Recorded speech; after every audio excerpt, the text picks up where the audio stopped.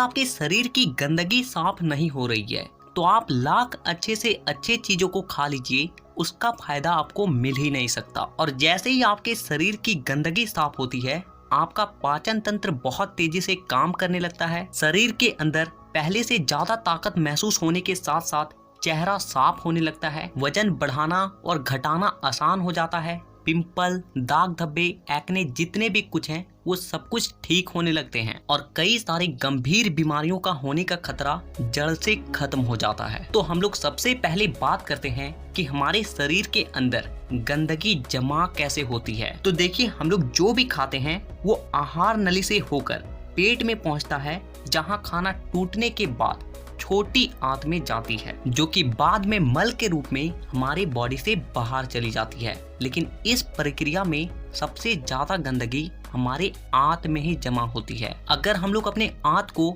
Zoom कर कर देखें तो वो कुछ इस तरह का दिखाई देता है, जिसमें उंगली की तरह दिखने वाली छोटी छोटी उभार होती है, जो कि एक फिल्टर के तरह काम करती है, क्योंकि इन उभार के अंदर नसें होती है जो कि हमारे शरीर के अलग अलग हिस्सों से जुड़ी होती है और इसी नस के जरिए खाने में मौजूद पोषक तत्वों को खींचकर खून में और हमारे शरीर के अलग अलग हिस्सों तक पहुंचाया जाता है। लेकिन जब हम लोग जाने अनजाने में गलत तरीके के खाने का इस्तेमाल करते हैं तो वो हमारे आंतों में चिपकने लगती है और धीरे धीरे दीवार पर एक मोटी परत बनाकर जमा हो जाती है, जिससे कि जब हमारी आंतें खाने में मौजूद पोषक तत्वों को खींचती है तो उसके साथ साथ गंदगी भी हमारे खून में मिल जाती है और फिर शरीर के अलग अलग हिस्सों में जाकर ये गंदगी जमा हो जाती है। जब ये गंदगी खून के जरिए हमारे लीवर तक पहुंचती है तो फैटी लीवर और जॉन्डिस जैसी बीमारियां होती है। जब ये किडनी में जमा होती है तो किडनी स्टोन और फेफड़े में जमा होने से अस्थमा, और जब खून के जरिए दिल तक पहुंचती है तो कोलेस्ट्रॉल और हमारी नसों में ब्लॉकेज पैदा होती है। और जब ये गंदगी हमारी स्किन में पहुंचती है